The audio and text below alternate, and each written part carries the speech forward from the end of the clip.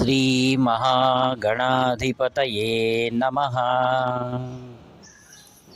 ಸದಾಶಿವಸಮಾರಂಭಾಂ ಶಂಕರಾಚಾರ್ಯಮಧ್ಯಮಾಂ ಅಸ್ಮದಾಚಾರ್ಯಪರ್ಯಂತಾಂ ವಂದೇ ಗುರುಪರಂಪರಾಂ. ಅಪಾರ ಕರುಣಾ ಸಿಂಧುಂ ಜ್ಞಾನದಂ ಶಾಂತರೂಪಿಣಂ ಶ್ರೀಚಂದ್ರಶೇಖರ ಗುರುಂ ಪ್ರಣತೋಸ್ಮಿ ಮುದಾನ್ವಗಂ.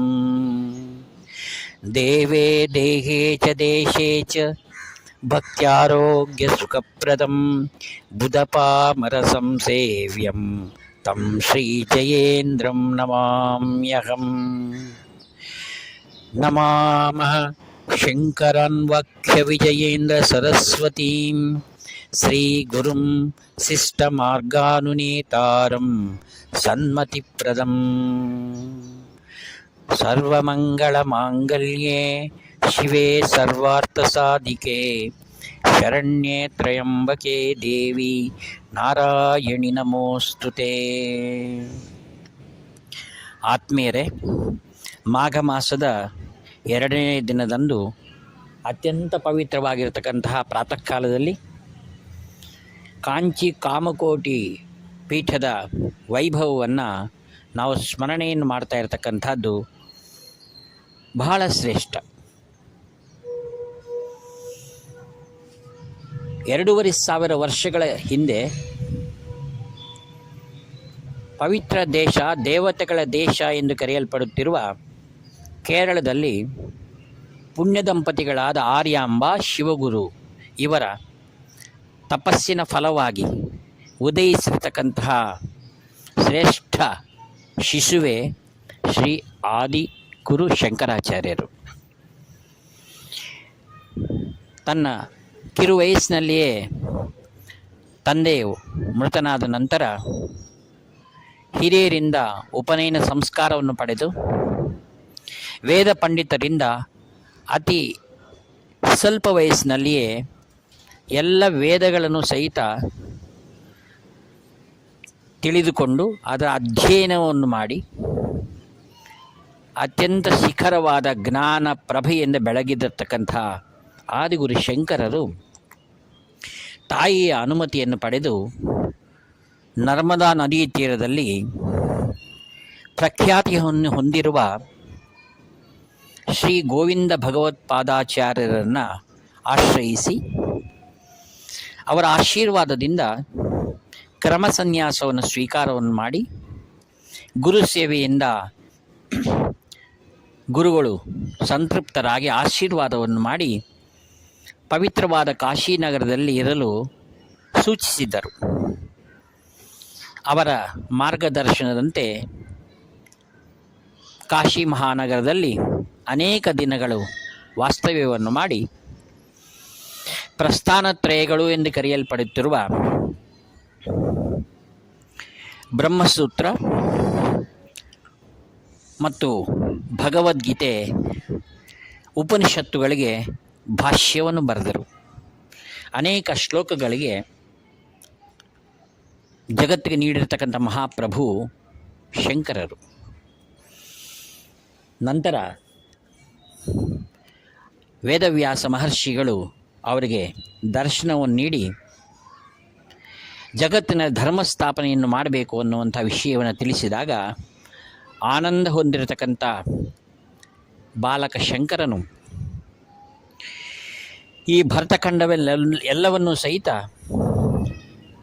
ಕಾಲ್ನಡಿಗೆಯಿಂದ ಸಂಚಾರವನ್ನು ಮಾಡಿ ಅವೈದಿಕ ಮತಗಳನ್ನೆಲ್ಲವನ್ನು ಸಹಿತ ಒಡೆದೋಡಿಸಿ ಸುಸ್ಥಿರವಾದ ವೇದ ಧರ್ಮ, ಅದ್ವೈತ ಧರ್ಮವನ್ನು ಸ್ಥಾಪನೆಯನ್ನು ಮಾಡಿರತಕ್ಕಂಥ ಶಂಕರರು ಸದಾ ಸರ್ವದಾ ಧರ್ಮವು ಬೆಳಗಬೇಕು ಎನ್ನುವ ಸದುದ್ದೇಶದಿಂದ ಚತುರಾಮ್ನಾಯ ಪೀಠಗಳನ್ನು ಸ್ಥಾಪನೆಯನ್ನು ಮಾಡಿ ಅತ್ಯಂತ ಶ್ರೇಷ್ಠವೆನಿಸಿಕೊಂಡಿರತಕ್ಕಂತಹ ಕಾಂಚಿ ನಗರಕ್ಕೆ ಧಾವಿಸಿ ಬಂದರು. ಅವರು ತಮ್ಮ ಸಂಚಾರದಲ್ಲಿ ಅನೇಕ ಪುಣ್ಯಕ್ಷೇತ್ರಗಳಲ್ಲಿ ಅತಿ ಶ್ರೇಷ್ಠ ಅಂತ ಎನಿಸ್ಕೊಂಡಿರತಕ್ಕಂಥದ್ದು ಯಾವುದು ಅಂದರೆ ಕಾಂಚಿ ಕ್ಷೇತ್ರ. ಕಾಶಿ ಮತ್ತು ಕಾಂಚಿ ಪರಮೇಶ್ವರನ ಎರಡು ಕಣ್ಣುಗಳು ಎಂದು ಶಾಸ್ತ್ರದಲ್ಲಿ ಬಣ್ಣಿಸಲ್ಪಟ್ಟಿದೆ. ಅಂತಹ ಕಾಂಚಿ ನಗರದಲ್ಲಿ ಕಾಮಾಕ್ಷಿ ಪರದೇವತೆಯನ್ನು ಸಂಪ್ರೀತಿಯನ್ನುಗೊಳಿಸಿಕೊಂಡು ಮಹಾತಾಯಿಯನ್ನು ಶಾಂತಿಗೊಳಿಸಲು ಶ್ರೀಚಕ್ರವನ್ನು ಆ ಒಂದು ದೇಗುಲದಲ್ಲಿ ಸ್ಥಾಪನೆಯನ್ನು ಮಾಡಿದರು. ನಂತರ ಅವರು ಉಮಾಮಹೇಶ್ವರನ ದರ್ಶನವನ್ನು ಮಾಡಲಿಕ್ಕಾಗಿ ಸ್ವಶರೀರದಿಂದ ಕೈಲಾಸಕ್ಕೆ ಹೋಗಿ ಮಹಾದೇವನ ದರ್ಶನ ಮತ್ತು ಸ್ತೋತ್ರಗಳಿಂದ ಸಂಪ್ರೀತನಾದ ಪರಮೇಶ್ವರನು ಅವರಿಗೆ 5 ಲಿಂಗಗಳನ್ನು ಲೋಕದ ಕಲ್ಯಾಣಕ್ಕಾಗಿ ನೀಡಿದ್ದಾರೆ. ಅದರಲ್ಲಿ ವಿಶೇಷವಾದದ್ದು ಯೋಗಲಿಂಗ.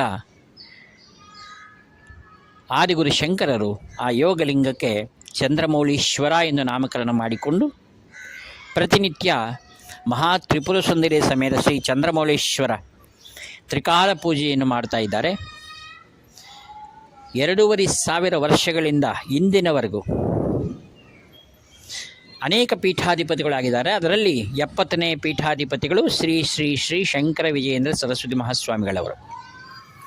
ಇಲ್ಲಿಯವರೆಗೂ ಅವಿಚ್ಛಿನ್ನ ಪರಂಪರೆ ಕಾಂಚಿ ಕಾಮಕೋಟಿ ಪೀಠ ಹೊಂದಿದೆ.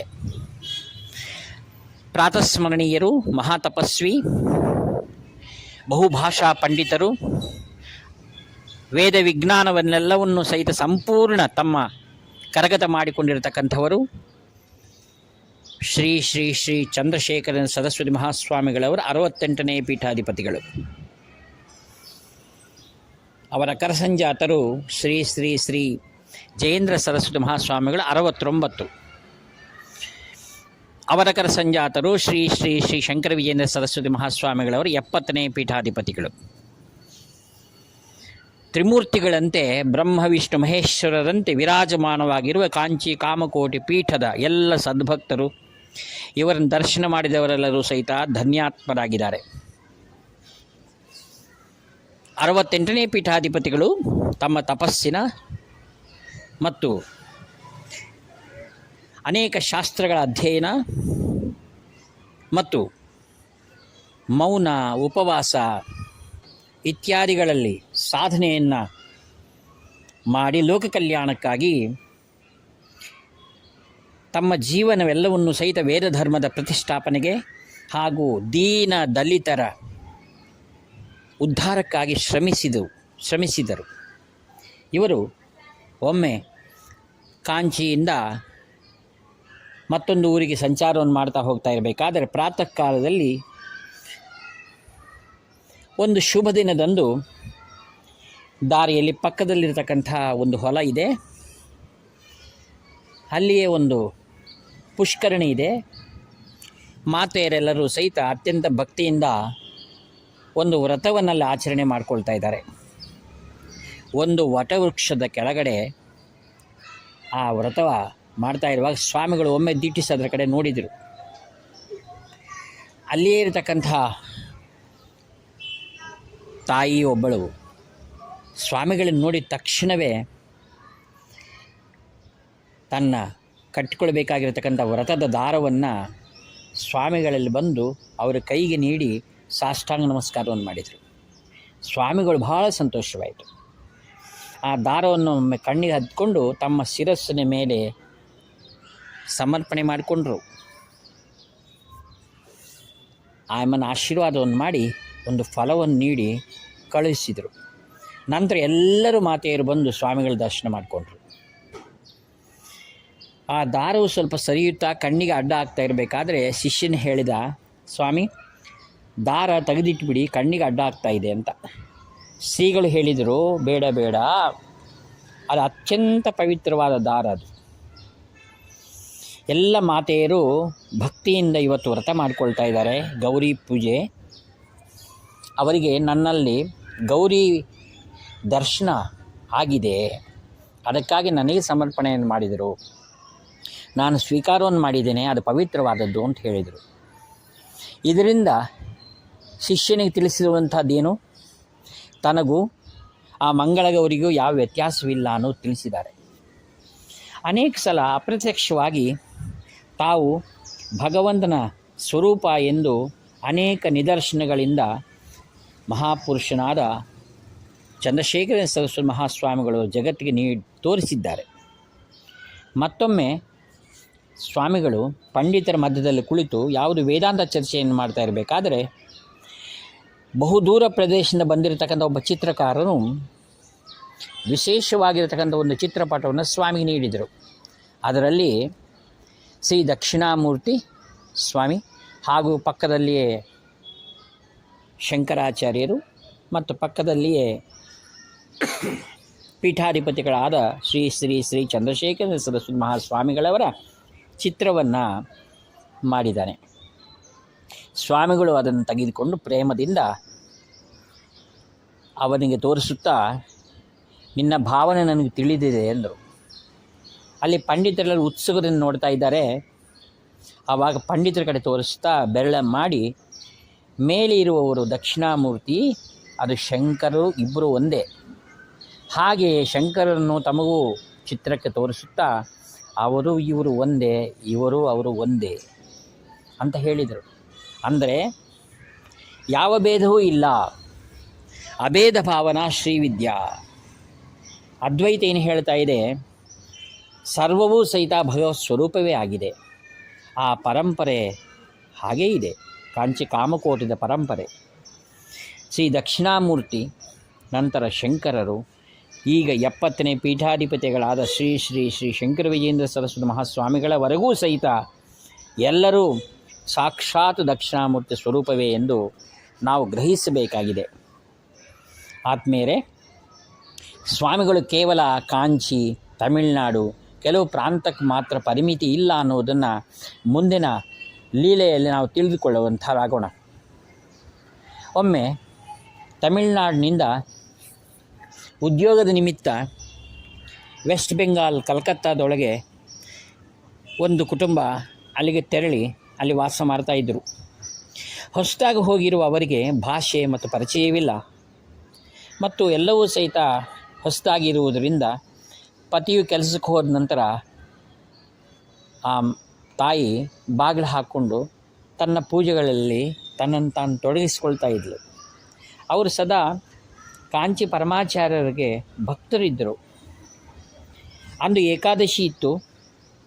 ತನ್ನ ಪತಿದೇವನಿಗೆ ಉಪಹಾರವನ್ನು ಕೊಟ್ಟು ಅವರು ಹೊರಗಡೆ ಹೋದ ನಂತರ ಚಿಲುಕು ಹಾಕ್ಕೊಂಡು ಒಳಗಡೆ ದೇವರ ಪೂಜೆಗೆ ಸಜ್ಜು ಮಾಡಿಕೊಳ್ತಾ ಇದ್ಳು. ಆ ಸಂದರ್ಭದಲ್ಲಿ ಯಾರೋ ಬಾಗಿಲು ತಟ್ಟಿದ ಶಬ್ದವಾಯಿತು. ಹೊರಗಡೆ ಬಂದು ನೋಡೋಣ, ಕೈನಲ್ಲಿ ಚಾಕು ಇದೆ. 4 ಜನ ಆಗಂತುಕರು ಒಳಗಡೆ ಹೆದರಿಸಿ ಒಳಗಡೆ ಬಂದರು. ಬಾಗಿಲು ಮುಚ್ಚಿದರು. ಆಕೆಗೆ ಹೇಳ್ತಾರೆ, ನಾನು ಕೊಲ್ತೀವಿ, ಈಗ ನಿನ್ನಲ್ಲಿರ್ತಕ್ಕಂಥ ಎಲ್ಲ ವಸ್ತುಗಳು ಬಂಗಾರ ನಮಗೆ ಕೊಡಬೇಕು ಅಂತ. ಆ ತಾಯಿ ಬಹಳ ಮೌನವಾಗಿ, ಭಾಳ ಶಾಂತತೆಯಿಂದ, ಒಂದು 5 ನಿಮಿಷ ನನಗೆ ಸಮಯ ಕೊಡಿ, ಇವತ್ತು ಏಕಾದಶಿ ಇದೆ, ನೀವು ಕೇಳಿದ್ದು ಕೊಡ್ತೇನೆ, ಕೊಡದೇ ಇದ್ದಲ್ಲಿ ನನ್ನ ಕೊಲೆ ಮಾಡಿದರೂ ಏನು ತಪ್ಪು ಇಲ್ಲ ಅಂತ ಹೇಳ್ತಾ ತನ್ನ ಮಗನಿಗೆ ಫೋನ್ ಮಾಡಿ ಹೇಳ್ತಾಳೆ, ಮಗ ಹೆದರಬೇಡ, ನೀನು ಇನ್ನು ಕೆಲವು ಕ್ಷಣಗಳಲ್ಲಿ ನೀನು ಯಾವುದಾದ್ರೂ ಅಪಶ್ರುತಿ ಶಬ್ದಗಳು ಕೇಳಿದರೂ ಧೈರ್ಯವಾಗಿರು, ಭಗವಂತನ ನಂಬಿಕೋ ಅಂತ ಹೇಳಿ ಫೋನ್ ಇಟ್ಬಿಟ್ಟು ನಂತರ ಮಹಾಸ್ವಾಮಿಗಳ ಚಿತ್ರಪಟಕ್ಕೆ ಒಮ್ಮೆ ನಮಸ್ಕಾರ ಮಾಡಿ ಕಣ್ಮುಚ್ಚಿ ಪ್ರಾರ್ಥಿಸಿ ಇವರಿಗೆ ಸದ್ಬುದ್ಧಿಯನ್ನು ಕೊಡುವಂತ ಬೇಡಿಕೊಂಡ್ಳು. ತಕ್ಷಣವೇ ಆಶ್ಚರ್ಯವಾದ ಒಂದು ಲೀಲೆ ನಡೆಯುತ್ತದೆ. ಏನು, ಮೇಲ್ಗಡೆ ಗೋಡೆ ಮೇಲೆ ದುರ್ಗಾದೇವಿಯ ಚಿತ್ರಪಟವಿದೆ, ಇಲ್ಲಿ ಕೆಳಗಡೆ ಮಹಾಸ್ವಾಮಿಗಳವರ ಪಟವಿದೆ.